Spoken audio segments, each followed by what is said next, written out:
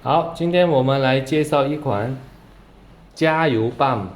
加油棒这个型号是 WK-YD520 Oil Charging 棒哈，好吗？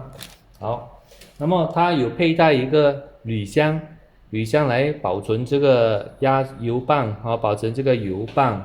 然后还有带什么呢？有附带两个转换接头，这个两个接头是什么用呢？因为它的这一条1/4的管子是接在系统上，哦，这个螺纳是1/4哦。如果压缩机的油口是1/4呢，就是这个哈。如果是1/4呢，那就不用再用到这两个接头，就直接能够怎么样使用哦，就直接能够锁进去。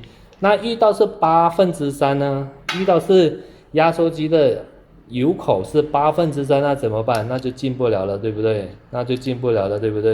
那么工厂就是因为有这个原因哦，有3/8，有1/4哦，它就做一个转换接头给你。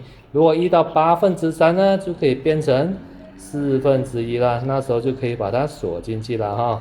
所以这个佩戴的两个转换接头的功用是用在系统上，就是压缩机上哦。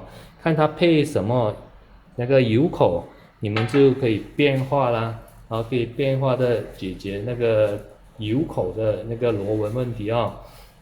好，怎么样的接法呢？我们看一下，它有佩戴两条管子啊，一条是那个应该是半寸管子，然后半寸管子这里呢是那个有铝网啊，有一个铝网的，看到吗？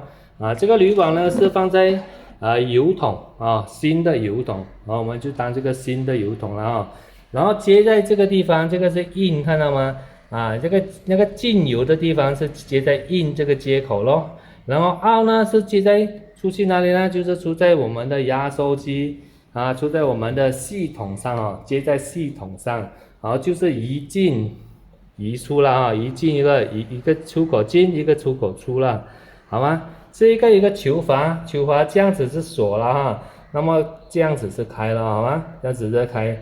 好，你启动的时候记得不要把这个球阀打开咯，你不打开的话，等一下就会卡在这个地方。你以为油为什么加到这么久都没办法加进去哦？记得要把球阀打开，好吗？